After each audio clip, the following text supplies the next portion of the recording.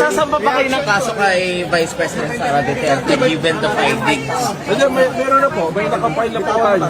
Tapos? Just waiting for the resolution of the Department of So Justice. anytime po pwede natin siyang arrestuhin. Pag lumabas po yung resolution niyan, ipapile po sa court. So it will depend on the... Attorney, hindi ba masyadong bad optics Yon ang matindi. Narinig nyo? Tanong, anytime pwede siyang arestuhin pag lumabas ang resolution. Sabi ko sa inyo, alam nila walang mangyayari dyan sa impeachment. Humanda kayo. Ipa-fast forward ang mga warrant of arrest. Saan tayo pupunta, mahal? Sa langit, mahal, gusto kitang madala doon. Ba? San Pedro, papasukin mo kami. Anong pangalan nyo? Ako si Clarita. Ako naman si Bong Mandara. Hindi kayo pwede dito dahil sobrang sama nyo, ninakawan nyo ang taong bayan. Itatapon ko kayo sa impyerno. Tulad! Tulad! Ano tong lugar na to? Ang init, wala man lang aircon. Bobo mo naman. Kaya nga impyerno mga kampon. Kalad ka rin sila at ibalik sa lupa. Baka nakawin pa nila ang trono ko.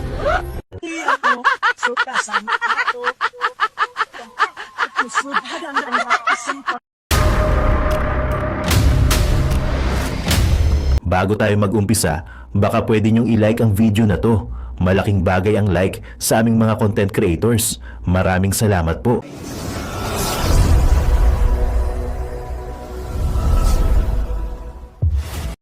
Anak ng baka guys, bad news, no? Anytime pwede nang damputin si BP Sara. Yung warrant of arrest. Talagang nandiyan sa tabi-tabi. Aray ko. So ayun guys, magandang araw sa inyo. Ay hindi pala magandang araw. Bad news pala to, no?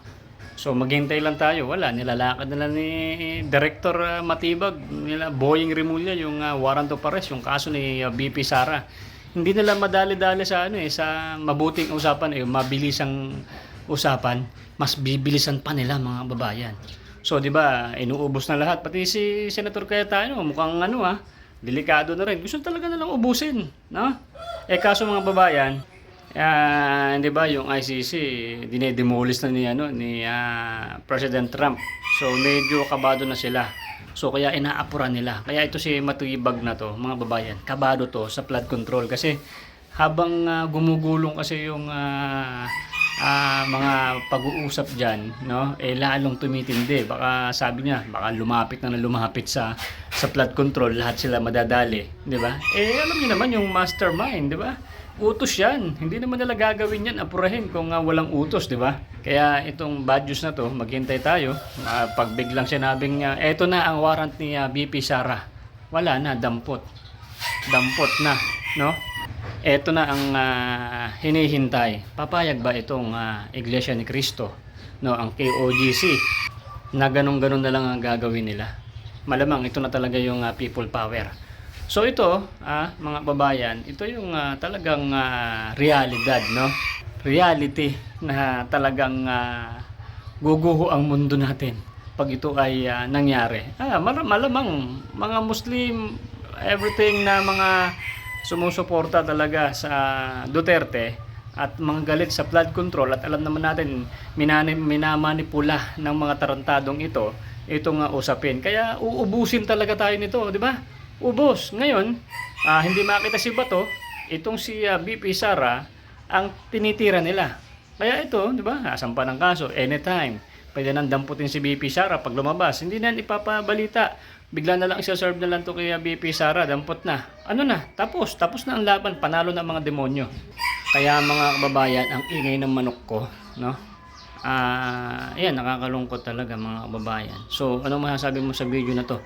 Panoorin pa natin tong full video kaya boss Coach Oli. Dito yung full video. Tinan nyo, himayin natin at talagang napakaganda ng video na to mga babayan. Share nyo to sa ating mga kababayan. Subscribe nyo po si Coach Oli. Siyempre ako rin si Boy Sarasa, Boy Sardinas. No? At ano ang ating gagawin pag ito ay nangyari na? Pag danampot na si BP Sara, makulong, no? At ito na nga ba ang hudyat ng people power? At ito na ba yung hudyat na magagalit na talaga ang sambayan ng Pilipinas? Di ba? Kitang-kita naman talaga natin, talagang minamaniobra nila yung usapin sa flood control kasi lahat sila damay dyan. Lahat sila kulong dyan mga babayan. At syempre, sindikato, syempre dapat silang gumawa ng hakbang para lahat sila ay makaligtas sa napakalaking kaso nila. Ano pa bang gagawin natin? Basta bahala na si Lord mga babayan. Basta magkaisa tayo soon as possible na kung ano man yung sasabihin ng mas nakakataas sa atin ng mga DDS o supporter ng Duterte, lalabas tayo. So hintayin natin guys. Hindi natin alam, bukas o sumakalawang araw, BP Sara nilabas na ang warrant of arrest. Senator Cayetano, sino ba? Senator Bongo, kasama yata niya sa video na yun eh. So ganito mga babayan, kung nagustuhan mo itong ating vlog, diretso mo po itong ating video kasi napakalupit nito. Napakagandang bad news. Hindi magandang bad news boy. Bad news talaga to. So don't forget to like, share nyo itong video na to guys para mapanood natin ang mga babayan na hindi pa alam itong balitang ito. Tuloy nyo hanggang sa dulo guys, napakaganda nito. Napanoorin para alam mo ang mangyayari kay BP Sara. Okay? Play mo na yun boy. Let's go. Anytime pwede siyang arestuhin pag lumabas ang resolution. Sabi ko sa inyo, alam nila walang mangyayari dyan sa impeachment. Humanda kayo. Ipa-fast forward ang mga warrant of arrest. Alam nyo, dati bulong-bulungan lang yung gagawin kay PRRD tsaka kay Bato. Pero tinuluyan nila. Ganyan din po ang gagawin kay Sara. At yan ang plano nila kay Bongo. Mapansin nyo si Bongo tahimik. Si Sara ganyan din. Ipapa-aresto na yan. Wala silang kapana-panalo dyan sa impeachment na yan. Wala silang numero. Malayo ang kanilang ebidensya. Panalo sila sa bulihan. Yung Sir, mag-file po kayo sa ombudsman ng complaint against the Vice President? Ano yung, sino muna yung itanong? Kasi kayo Papafile ng ombudsman, sir. sa ombudsman. Ano pong ipapile na complaint na nandun po muna tayo sa criminal case muna na pinay namin sa DOJ. So we are awaiting the resolution po. How soon? Well, depende po sa DOJ but we are awaiting. We're praying na sana po lumabas na. Sir, di ba matagal na masyado bago maglabas ng resolution ng DOJ? Since last year pa na-file yung... Ang tanong, how soon? Gusto niya mabilisan na. At sino magdidesisyon? DOJ. Alam naman natin ng DOJ, bata ni Bongbong Marcos yan. Bata ni Boying yan. Oh. Yes. Well, may procedure po sila and I cannot speak for their procedure. Ano po?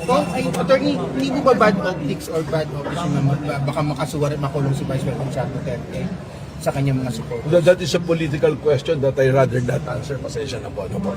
Gano'n po ka-tiba yung mga ebidensya natin na against VP Sara for her to be arrested? Wala pa po tayo sa arrested. Yung kailangan po muna may resolution po yung Department of Justice. And narinig nyo naman po kanina, we base it on resolution, Memorandum Circular number 20 ng DOJ that there is a reasonable certainty of conviction pag ipinay sa court. Yun na po yung standard na sinunod po natin. Yun ang matindi doon. Diba?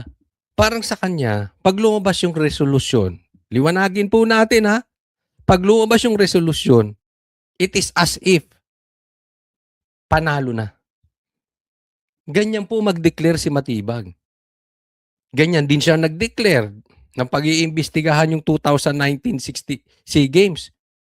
Oh, malawakang daw anomalya yun. Oh, eto, pag lumabas na yung resolution, as if kulong na si BP Sara. Yan yung po kaliwanag niyan. Ito yung matinding takutan talaga. Kaya nga sinasabi ko, ako'y naniniwala na sinusubukan nitong mga to eh. Kasi ilang rally na po tayo. At sa tingin nila walang nangyayari. Nakailang rally na po, bulihan lang ang nangyayari, mananakot lang sila, babaligtad ng isang senador, babaligtad si ganito, 'di ba? Walang nangyayari. So susubukan ulit nila. Hindi nila mapapanalo yung impeachment. Hindi na rin sila makapagpadala sa ICC. Kasi galit na rin ng Amerika sa ICC. At planong buwagin niyang ICC na yan. Akalain mo, si Trump pa ang magpapauwi kay PRRD, hindi po malayo sa katotohanan yan. Dapat na talagang buwagin yung ICC. Kaya ang gagawin nila, ipahuhuli na lang si Sara. Ano opinion nyo, pwede bang makasuhan ng isang incumbent vice president? Yes po, it was already settled in the case of Binay versus Carpio Morales. Okay. So, incumbent, tanong, pwede bang kasuhan? Yes, may nakahanda na siyang jurisprudence. Planado na po to. Planado na nila to. Attorney, ba't po nasama yung mga previous press conference ni Vice President Sara Duterte para doon sa threats niya kay Well, those are all considered kasi sabi ko nga kanina, it's confluence of events. Lahat yan, it's not an ordinary threat. Titignan mo yung pattern of behavior po. Kaya kasama ko yan. Attorney, sino po yung binabanggit ninyo na meron na kayong... Hindi ko po pwedeng sabihin, narinig niya naman po. Kasi po, it will bungle their investigation. Are you investigating the VP-SPG?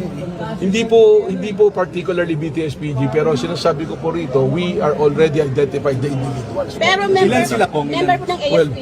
Well, sinasabi ko nga po, merong mga member dyan ng AP, merong hindi. Pero wag nyo na pong pilitin na i-detalye natin dahil may investigation po. It's an open investigation case. Ano po? Yan, yung sinasabi natin, talagang takutan po. Ito, ako'y magpapakita pa ng isang halimbawa, pero bago po tayo pumunta ron, na sa gusto niyang takutan na nangyayari, style ito talaga. I mean, sinasabi nila, maganda naman ang record ng NBI. Yes po, ako naniniwala doon. In totality, maganda po record ng NBI. Pero itong record ni Matibang, hindi po maganda. Diba? Kung sino-sino na lang ang iniimbestigahan, mapupunta tayo sa pag-aresto sa Vice President. And that's how desperate they are. Puntahan po natin ito, ha. Ito pa, isa pang kasuhan. Na-discuss po natin to pero bigyan pa po natin ng lalim, ha.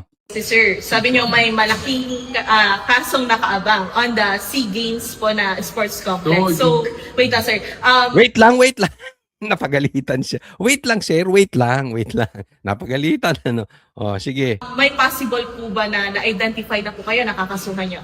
Well, we just received information tungkol dun sa pangyayari dun sa PISCO, yung Philippine Sea Games Organizing Committee, no? And we in possession of documents already na meron talagang kailangan investigahan because there are a huge amount of money na involved dito. If you recall, there was no bidding na ginawa rito, tapos unliquidated, so marami na kailangan tingnan. So, alam mo, ang tanong dito, ilan pa ang ipakukulong bago tayo kikilos? Ay, hindi po ito grave threat, ha? Ako yung nagtatanong lang. Pag pinakulong si Cayetano, pag pinakulong si BP Sara, anong gagawin ng INC? Anong gagawin ng Catholic Church? Anong gagawin ng mga Muslim? Anong gagawin ng KOJC? Anong gagawin mo? Anong gagawin ko? Anong gagawin natin? Ikulong na lang lahat? Pag isisiwalat ang katarantaduhan ng flood control, ikukulong. Tandaan po natin ang kademonyohan. Hanggat hinahayaan, tinitesting po yan. Parang droga po yan. Hanggat nakakalusot yung droga, palalim ng palalim ang isang tao dito. Una, isang pitik lang ng droga. Maya-maya, araw-araw na. Maya-maya, kada 5 hours nagdodroga na. Ganyan po ang kademonyohan. Wala po ako sinasabi na gagawa tayo ng kasamaan or illegal. Hindi po yun. Hindi po grave threat. Ako'y napapaisip lang. Tatahimik na lang ba tayo? Para hindi tayo ipakulong? Ako'y nagtatanong lang. Hindi ko po kayo inuutosang gumawa ng masama. Pero napapaisip ako sa aking sarili. Ilan pag ikukulong na Marcoleta? 'Di ba? Ay nako. Eto tingnan natin. Ay nako. So, eto. Hanggang kailan tayo magtitiis sa ganitong sitwasyon? Tingnan po natin. Yung mga nagnakaw, nakawala. Yung isa na-appoint pa, presidente ng bangko. Pero Waldes, sabi ko, hindi pa rin nakukulong. 'Di ba? Kaya nga ang Yung tanong, mga nagnakaw, kaya nga ang tanong ko sa inyo, hanggang kailan tayo magtitiis sa ganitong sitwasyon? Hanggang kailan tayo mananahimik? 'Di ba? Gawin natin ang ating responsibilidad sa legal na paraan. Hindi po ako nagtatawag, uulitin ko. Pero kung kayo may social media, it's about time mag-ingay na kayo. Ngayon, kung kayo nag-iingay, doblehin pa natin. Kasi nakakalungkot po, kailan lang magkasama kami nito si Defensor. Sumasyat-syat pa kami. Yeah. Yung nag-donate at nakatanggap ng donasyon, ikukulong. Yung nagnakaw ng kaba ng taong bayan, laya. Magkano lang ang dinonate? Sariling pera naman niya. Samantalang sila nakabili ng jet, helicopter, ilang bahay sa Forbes. Nagdodroga pa. Laya. Hanggang kailan tayo magtitiis sa ganitong katarantaduhan? Alam mo ako, napapaisip talaga eh. Sa eleksyon po, mag-iingat tayo sa pagboto. Isang pagkakamali. Hindi ko po kayo sinisisi kasi marami nagsasabi, nakikita ko sa Facebook, binoto-boto nyo, tas magrarally kayo. Binoto-boto ninyo, tas magagalit kayo. Excuse me po, hindi ko binoto si Bongbong Marcos. Pero hindi ko sinisisi yung nagkamaling bumoto kay Bongbong Marcos dahil nabudol. Ako yung nagpapaalala lang, mag-iingat po tayo dahil sa isang pagkakamali. Ang laki pong problema.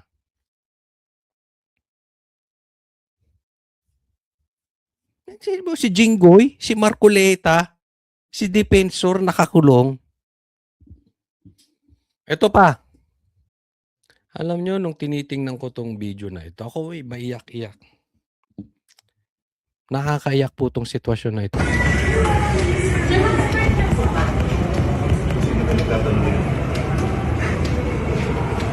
Kita nyo yung tagpo ni Marcoleta at saka ni Defensor. Isipin mo kayong nagtitiis sa kulungan. Matanda na po si Marcoleta. Mga brad, matanda na po yung mama.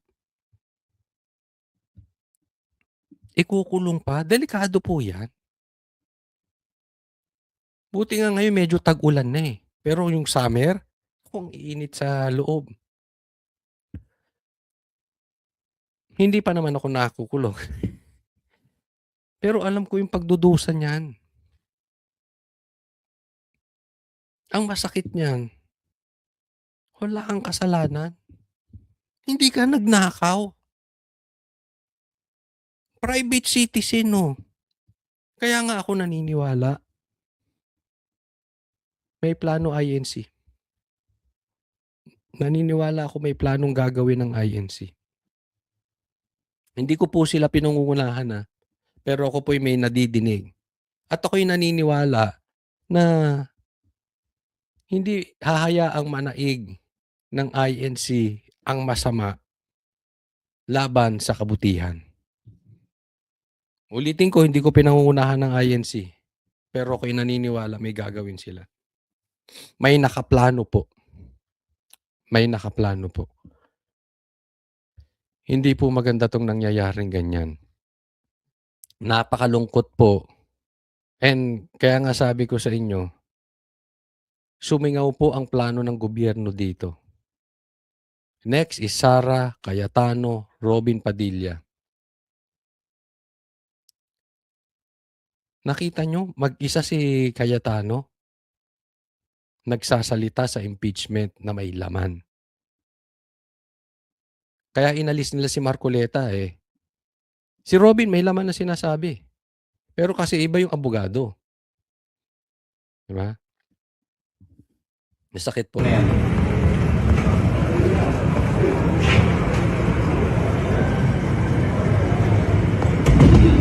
Iyaan po ang kalagayan natin. Gising tayo mga Pilipino. Ang dapat na nasa loob ng korte, ang dapat na nasa likod ng rehas yung mga magnanakaw. Nabaliktad po. Kaya nga uulitin ko yung tanong. Sa mga sumusuporta kay Bongbong, hindi ba kayo nakukonsensya sa sitwasyon ngayon?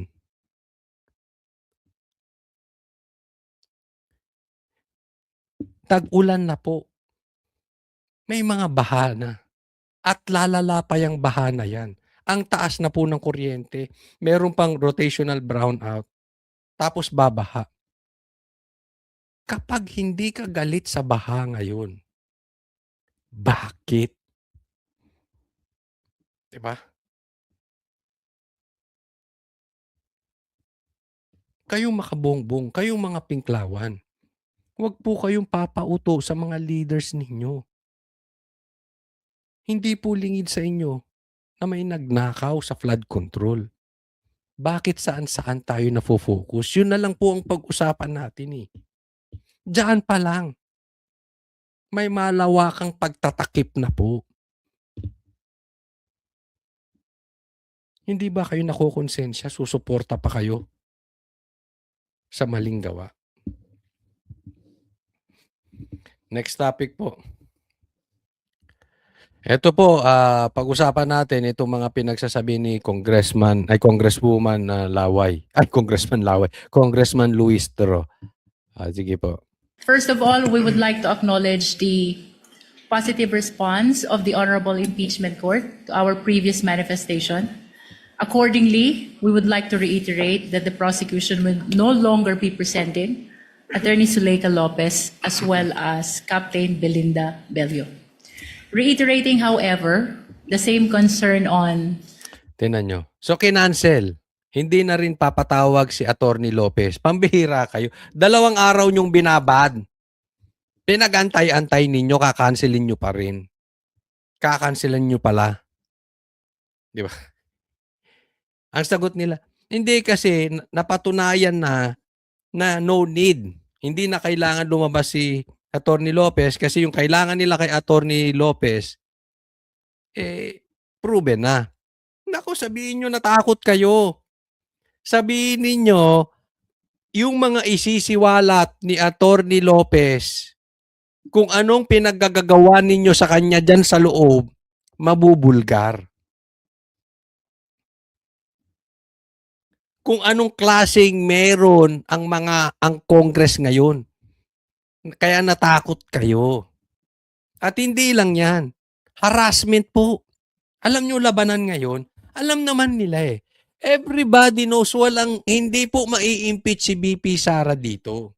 At kahit ba sa pagpalagay natin, maliit na porsyento ma-impeach si BP Sara, alam ng taong bayan, ayaw pa rin nila kay Bongbong Marcos, ayaw pa rin nila kay Tambaluslos. Hindi po fake news yan. Kaya nga negative ang trust rating ni Bongbong Marcos eh. Kaya po negative. Ayaw ng taong bayan kay Bongbong Marcos. Kaya pinag-uuto kayo ng dilawan. After they eliminate Duterte, the dilawan, the pinklawan will take over. Kasi ayaw na ng taong bayan sa Marcos. Ganyan po. Kaya kahit kainin nila yung suka nila, kahit kainin po nila, protektahan nila magnanakaw, baliwala sa kanila. So anong issue dito? Babuyan lang. Plano nilang babuyin lang talaga. Plano nilang harasin si Sara, inaras din nila si Attorney Lopez. Ngayon, tingnan nyo. Takot sila, pinagka-cancel yung mga witnesses nila. Diba? Dito pa lang, alam na natin ang takbo ng utak ng gobyerno. Alam nila, talo sila dyan. Maliwanag po yan. Maliwanag pa sa sikat ng araw. Alam nila talo sila. Redundancy, surplusage, and lack of necessity. The prosecution Teka muna, saglit lang. I-pause ko lang ulit, ha? Para baka gusto nyong i-check kung merong ulit na mumuong laway. I-zoom nyo, i-zoom. Yung dyan, kasi baka bakit daw pinagpupunay laway? Talaga namang may laway. Anong gagawin natin? Pero i-check nyo. Siguro may taga-senyas na to. Pag ganun may laway. Ang bira, asawa mo to, no? Halimbawa. Grabe kayo, ha? Meron ako nakita sa Facebook, ha? Pati yung muka, zoom. May mga uod, may mga bukbuk. Hindi ko alam kung AI yon. Basta, nakita nyo yon? Sinong nakakita? Nakita ko yun sa Facebook. Yung muka, zoom. Bukod sa laway. Pasensya na po sa mga kumakain. Bukod sa laway, yung mga bukbuk niya may uod. Try nyo. Try nyo i-zoom. Hindi, wag kayo. Wag ganon. further manifest that we will not be presenting as well the following witnesses for Article 4, that is threat. Number 1, Your Honor, is the Philippine National Police Firearms and Explosives Office representative. The witness intended to testify that the respondent owns firearms, including the high-powered ones, which demonstrate the capacity and capability to execute the threat. On the other hand, Your Honor, it has been shown already that the government took seriously the threat. As a matter of fact, it prompted the full-scale investigation, including the recommendation to file a criminal complaint. Ito po yung kinwestiyon kanina na dapat kung mag-uurong lang sila ng witness or witnesses, hindi na dapat nila i-explain na marami. Kasi pinangungunahan nila ang senator judge, meron na silang judgment, kaya namin inurong to, kesyo ganito, napatunayan na namin na meron talagang threat. Pala desisyon, ikaw na ang prosecution, ikaw pa judge. Laway mo, ha? Laway mo. Hindi po pwedeng ganoon. Kaya nga kinwestiyon yun eh. Diba? Paano kung sabihin ng defense, kaya nyo lang inurong dahil natakot kayo? Tama ba yun? Diba hindi? Pero alam naman natin ang katotohanan. Pero hindi na kailangan sabihin ng defense yun. Pero tayo alam natin natakot sila. Tapos, magsasalita na lang sila na yung napatunayan na nila. So, no need for this and that or for him or for her na mag-testify. Laway mo. Number 2, Your Honor, is Mikel Flores and Bons Magsambol. They belong to the press who were present during the November 23 video conference. They will be testifying that they were among the reporters or media persons who were present during the video conferencing, and to the fact that they heard the respondent utter the threat against the President, the First Lady, and the former Speaker. Ayun, so tatawagin daw yung media, yung mga reporters na nandoon to testify na nadinig talaga nila. Hindi naman tinatanggi yun di ba? Actually, nandoon po ako. Nandoon ako. Dalawa po kami ni Boss Dada na nandoon sa Banateros. Nung sinabi yun ni BP Sara, nasa Zoom meeting po ako noon. Kaya nadinig ko, totoo pong sinabi ni Sara yun. Hindi naman tinasabi na hindi po totoo na binanggit ni BP Sara yun. Pinaikot-ikot nyo lang Ang tanong, meron bang totoong assassin? Kasi sasabihin nyo, yes, merong totoong assassin. Tapos sasabihin ng witness nyo, wala silang personal knowledge. Ano yung tanga lang? Laway mo. Diba? Hindi po pwedeng ganun. Kasi kung may inutusan, naniniwala kayo na may inutusan si Sara, edi ilabas niyo yung assassin. Simple, di ba? Wala silang maituro. So anong ginagamit nila? Yung video lang. Eh hindi naman daw tinatanggi ni Sara. Ako nakita ko talagang nadinig ko sinabi ni BP Sara. And so what?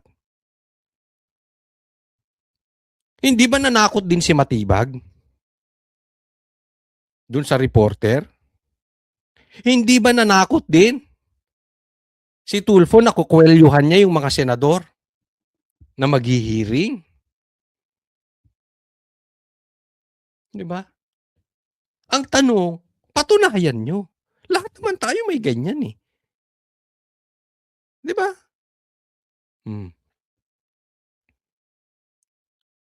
Hindi po pwede na doon lang kayo sa video aasa. Dahil, alam mo ako, sa nangyayari kay BP Sara, sa ginagawa sa family nila, hindi mo masisi, meron silang masabi kung ano-ano. Ang tanong, meron bang totoong assassin? Sino yun? Yun ang tanong. Sino yun? At saka conditional threat po yun. For the last time, sinabi niya, kung patayin ako, patayin yung mag-asawa at si Tambaluslos. So inaamin nyo na may planong patayin si Sara ni Bongbong Marcos. As simple as that. Ang problema, alam naman nila yun, nagtatanga-tangahan sila eh. Yun nga ang issue rito, gusto lang nilang babuyin si Sara sa tao. On the other hand, Your Honor, the testimony of Agent Kalilong already established that the video is authentic. Plus, considering, Your Honor, the defense's subsequent admission that the same are authentic videos, Your Honor. Okay, so hindi ko na tatapusin tong video nitong si Laway kasi nakakadiri. Alam ko nandidiri kayo, baka magsilayas pa kayo diyan, no? In short, inurong na nila. So ang last na magpepresenta na witness, itong si Matibag. Ang tanong kung hindi matatakot si Matibag. Ang tapang ni Matibag, no? Pero kasi yung tapang, pwede yan sa media matapang eh. Pero pag ganyang formal na harapan na, tingnan nyo. Nung nabulgar yung laway nito si Luistro, bumait eh, di ba? Bumait. Ang babait nila dyan, kasi ma-expose walang laman ng mga utak eh. Ha? Ano si Erwin? Ang bait, di ba? Magmumukha silang tanga dyan. Next po. Oh, ito. Ito ang threat. Ito ang grave threat. Oh, magpapasabog daw ng atomic bomb. Pakinggan nyo. Papasabog. Di umano ng atomic bomb. Categorically lang, attorney, hindi naman natakot ang prosecution kay Attorney Zulaika sa kung ano man pwede niyang sabihin sa impeachment court. I mean, you know me. I was supposed to handle Attorney Zulaika. How do you pronounce it? Zulaika. Attorney Zulaika. Attorney Lopez na lang. I was supposed to handle Attorney Lopez and made a judgment. And upon the control and supervision of the public prosecutors, it really became unnecessary. And those of you who know me, and I see many familiar faces here, know that hindi ako maatras at all. In fact, I kill a mosquito with an atomic bomb. Nako, grave threat yan, grave threat. Hindi daw siya takot kay Attorney Lopez. Zulaika Lopez, hindi raw siya takot kasi papatay nga siya ng lamok with an atomic bomb. May grave threat yun. Diba? Ganyan po sila mag-interpret ng sinasabi. Ganyan po mag-interpret ang House. Ganyan po mag-interpret ang Pinklawan. Ganyan po mag-interpret ang mga vloggers ni Bongbong Marcos. Diba? Na i-compare ko lang. Yung threat na ginawa ni BP Sara na pag pinatay ako, patayin sila. Threat na yun. Ito rin eh. Hindi ako natatakot kay Zulaika. Kaya ko nga magpasabog ng atomic bomb. Di ba same? Kung same logic, same babaw interpretation ang ginawa nila kay Sarah, lalabas na itong sinasabi nitong matandang babae na ito, alam mo si ating ano ko lang, para siyang ano no, sino yung matandang chismosa na vlogger na ng mga artista. Di ba? Sino yun? Hindi ako mahilig sa artista eh. Pero nakikita ko yun eh, di ba? Oo, yung chismosang ano, oo, basta sa showbiz, para siyang yun. Di ba? Chinismis pa nga nito eh. Oh, na may binanggit daw na bird si Lacson. O, di ba? Pero itinanggi ni Lacson. Ang bilis tumanggi ni Lacson ng bird. Siguro isip-isip. Naku, mapapagbintangan na naman ako ng madlang people. Oo. Wag mo akong idikit-dikit sa salitang bird at naku, may issue na. Yung period nga eh. In-issue sa akin, nagkaka-period daw ako. So may yung aking pagkakasarinlan na i-issue. Eh, chinismis pa nitong matandang babae na ito, yung bird. May pa mahira. Oo. Lahat banggitin mo kay Lacson. Wag lang bird tsaka period. Ako, magagalit sa'yo si Pinky. O, chinismis niya. No? Ganyan po. Diba? Kung i-interpret natin yung mga pinagsasabi nitong matandaan to, itong babaeng ito, hindi ko po iniinsulto pagka matanda kasi ako nga matanda na eh. Aminado ko. Oh, wala masama doon. Diba? Wala masama. Ganun po. Grave threat din po ang sinasabi nitong ano na to. Yan po pananakot kay Attorney Lopez. This was not necessary here. So you can confirm, attorney, hindi natakot ang prosecution kay Zuleika Lopez? Ask and answered, Your Honor. Okay po. Sige pa, and lastly, wala naman po naganap na backdoor negotiation. Yan ang magandang tanong. Wala bang backdoor negotiations? Hindi naman umapela ang defense sa inyo internally, privately, na huwag nyo nang kunin si Zuleika? No, not at all. Not at all. In fact, I don't know Attorney Lopez personally. We have cordial relations with the defense counsels, and there was never a discussion on whether to present her or not, or any accommodation to be made as regards her presence here in the Senate. So the direct answer to your question is no, there was no backdoor channeling and walang atras. If you saw social media, sabi nga nila, may bagyong Sara. Inday. Bagyong Inday. May bagyong Inday na. And alam niyo naman, lumipas na yung bagyong Inday na yan. Tapos na. Typhoon Josie na ngayon. So, wala nang strength. So meron ba daw underground negotiation, backdoor negotiation? Sagot niya, in short, wala. Naniniwala ba kayo sa sinabi nitong aling to?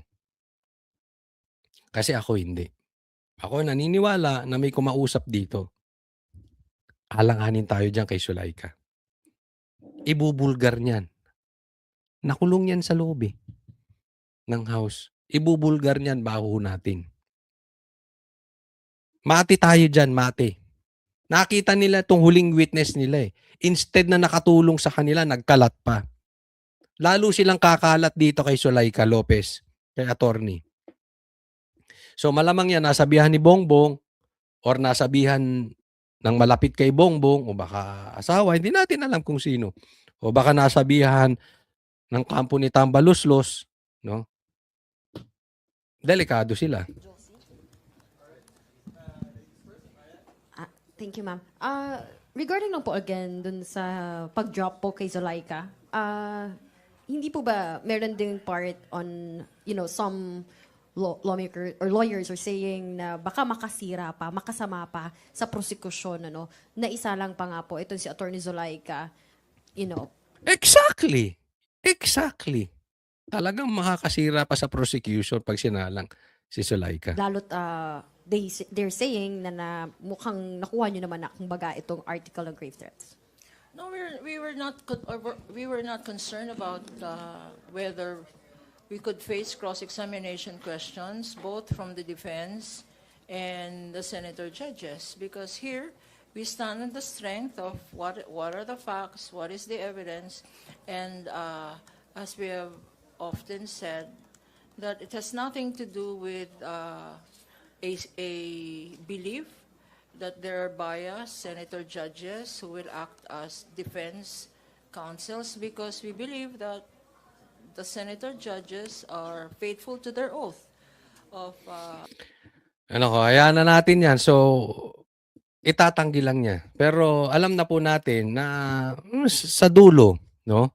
Sa dulo po talaga, itong mga nakahuling ilang araw, if I'm not mistaken, 6 days na po sila ng impeachment trial. Talagang alam nila, alanganin sila talaga. Wala silang napakitang matibay na ebidensya. Kung ebidensya ang usapin, wala talaga silang napakita. Siguro, ang usapin na nga lang, gaya ng sabi ko, bababuhin lang nila si BP Sara. But to that effect, hindi rin nakita nyo naman na bagsak pa rin ang trust rating ni Bongbong Marcos. Kita rin naman natin na si Sara pataas pa rin ng pataas. Sa katunayan, mahal pa rin siya ng Pilipino. Despite na kung sino-sino ang pinakulong. Kasi hindi po matakbuhan ni Bongbong Marcos ang totoong issue. Ito po ang totoong issue. Kailan may makukulong na involved sa flood control? Hindi kung ano-ano. Kailan makukulong ang mastermind ng ghost projects? Hindi kung ano-ano. Kasi kahit anong gawin yung pagtaboy sa sitwasyon, hindi po naniniwala ang taong bayan. Hindi po effective. At alam kong alam nyo yan. Kaya nga naman, nananatiling delikado po ang taong bayan. Bakit? Ulitin ko, hindi po malayong mangyari ang martial law. Yan po ay patuloy na nadidinig. Alam kong umuugong po yan. At alam ko ilan po sa inyo ay nakakadinig ng balitang yan.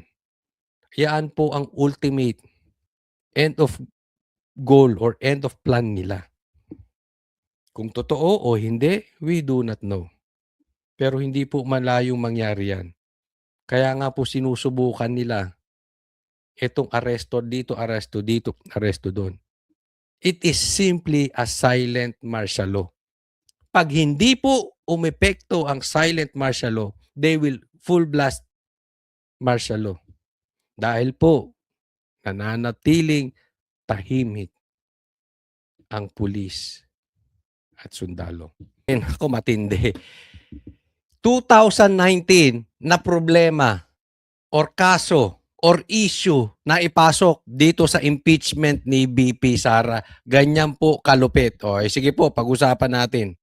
Huwag tayong pumayag na someone like Director Matibag would do that. He could have not announced it and investigated.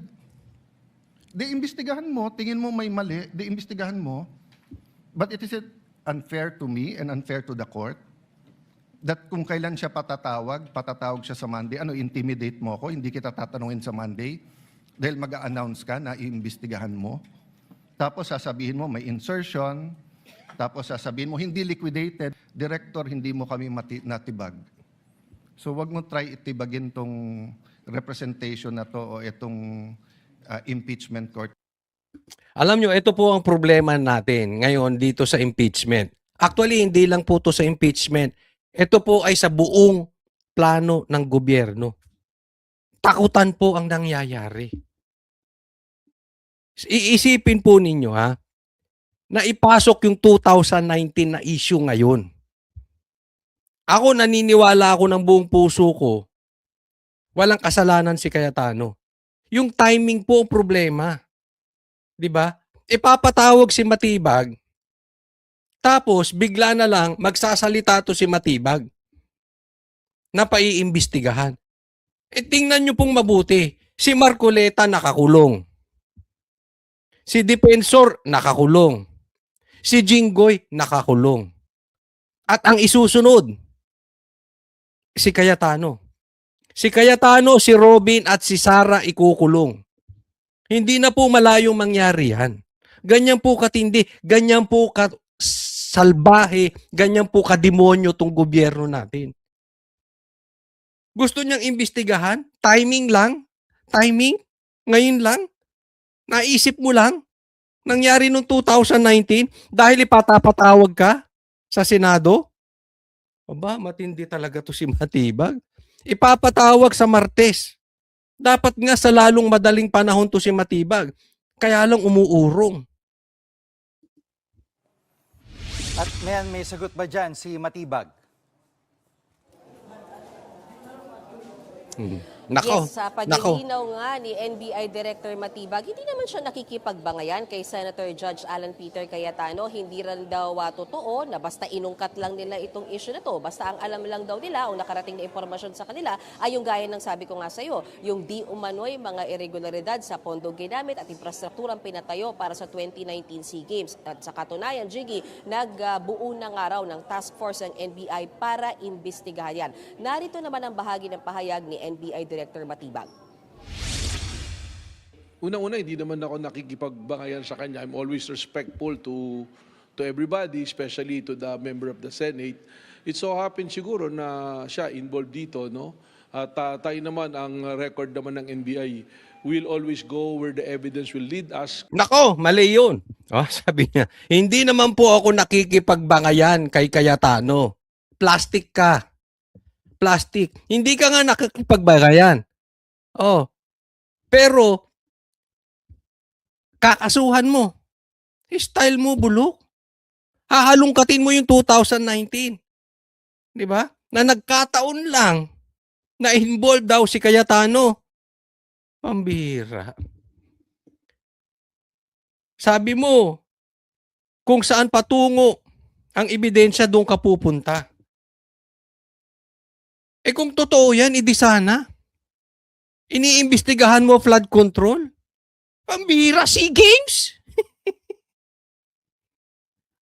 Alam mo, naging tore to si Matibag eh. Okay lang si tore, pero ito abogado.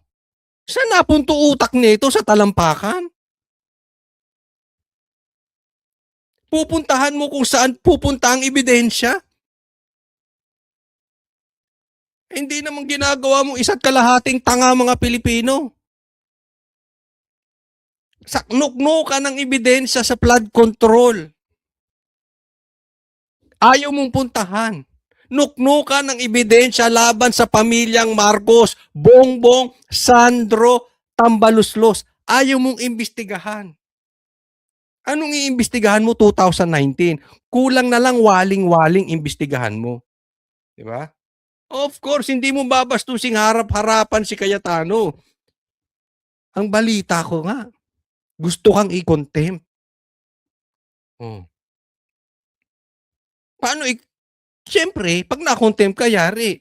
Ano magagawa mo? O, diyan ka. Diyan ka sa kasuhan. Diyan kayo magaling eh. Pag hindi kaya ng batas, sa kasuhan kayo. Kung ano-ano hahalughagin nyo. Animal. May anong pananaw naman dito ng ibang senator judges? Agad ding tumayo kanina sa impeachment court ang kapatid ni Senator Alan Cayetano na si Senator Pia Cayetano dahil para sa kanya, nakakabahala daw yung mga statements na ganito na pag-aanunsyo ng pag-iimbestiga sa isang senator judge. Malinaw daw kasi na tila ang intensyon ayon kay Senator Pia Cayetano ay guluhin o i-distract sa Senator Alan Cayetano sa kanyang nagiging performance sa impeachment court. Gayong isa na nga lang daw si Senator Alan Cayetano sa dalawang natitirang abogado sa minority bloc. So para kay Senator Pia Cayetano, hindi karapat-dapat na may mga ganitong tila pananakot daw na ginagawa sa mga senator judge. At ini-encourage nga rin niya yung kanyang mga kasamahan sa impeachment court na huwag pumayag na gawin ito sa kanila na takot-takutin daw sila ng isang witness. Pakinggan natin ang pahayag ni Senator Pia Cayetano. So you want to distract him. So ako na lang ang tatayo dito. Yung ba intention? Because it is clearly the intention. The fact that he has to stand up, he could do it quietly. Go ahead. Anong purpose niya? Nagyayabang siya? What's the purpose? Is he trying to intimidate us not to ask him tough questions when he is our resource person next week? I do not know. But those statements, those actions are not acceptable. Possibly contemptible. Di tayo tanga. O so paano? Sabihin ko ngayon sa kanya, o manda ka sa akin ngayon, pagdating mo. Ganun ba? Gaganti na lang ako. Hindi ako ganun. Kilala niyo ako. For how many years ako tumayo dito? Hindi ako nang gaganti. Alam nyo, dapat talaga i-contempt ito si Matibag. Sa akin lang wala naman tayong kapangyarihan. Pero ito ay hindi kabastusan lamang kay Cayetano. Ang tanga mo na lang. Sobrang katangahan mo.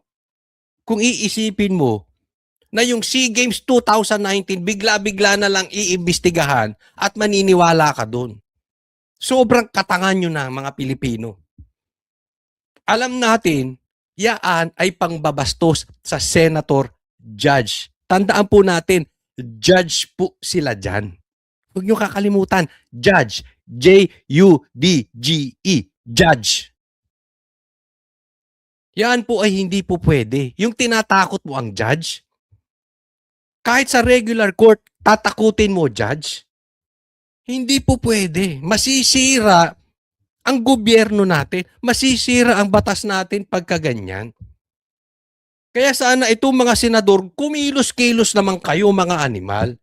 This is not an attack against Cayetano. This is an attack against judge. Against judges.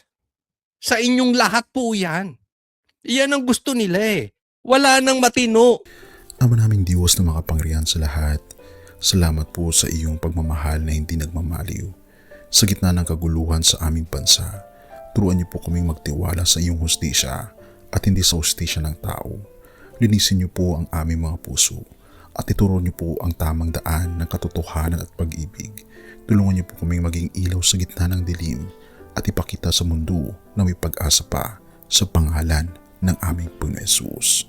Salamat po sa pag-ibig po ninyo at salamat sa pagdinig ng aming mga panalangin at iligtas niyo po kami.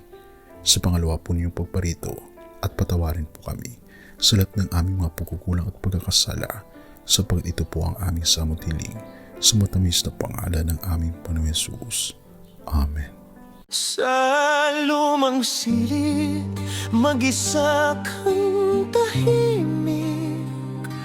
Walang kamera, palakpak ay wala na. Ngunit sa bawat pader ng bayang iniwan mo, may pangalan mong di na mabubura.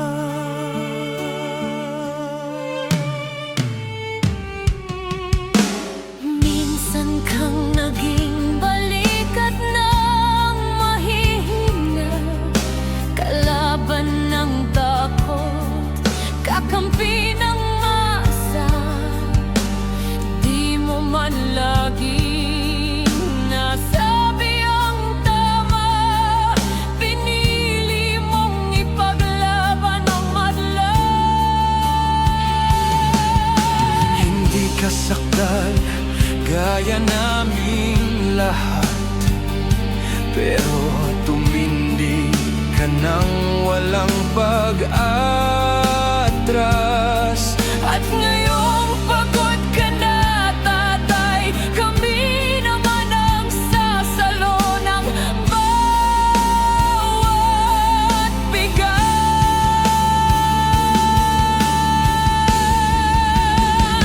Hanggang sa dulo, ikaw ay mahal. Kahit papagod na ang iyong katawan, tatay, salamat sa iyong paglaban. Ngayon, kami naman hanggang sa dulo.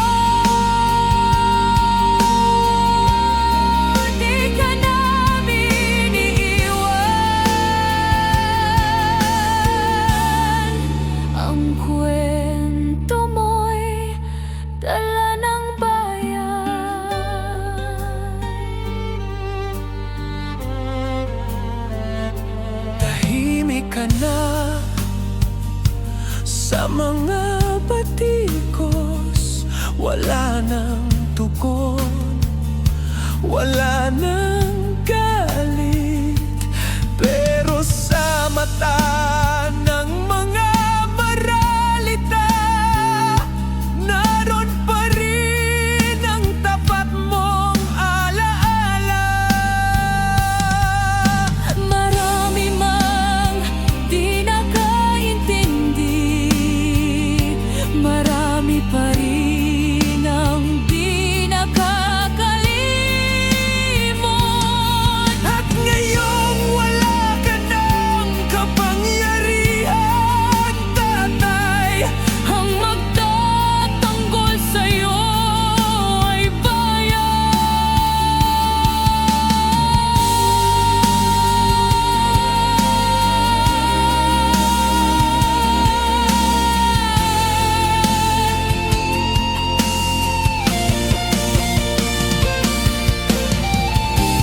hindi ka nag-iisa. Kahit ngayon.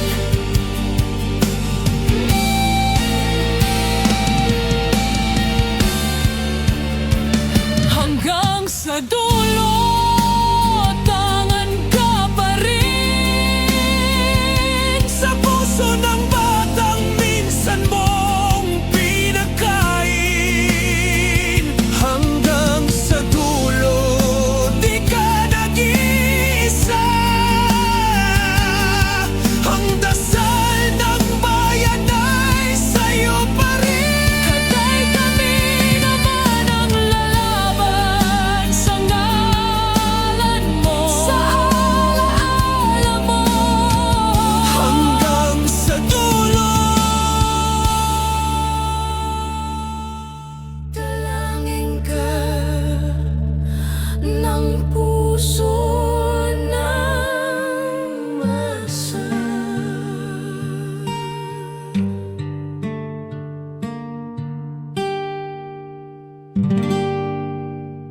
At yun na nga mga kababayan, ano na ang masasabi mo?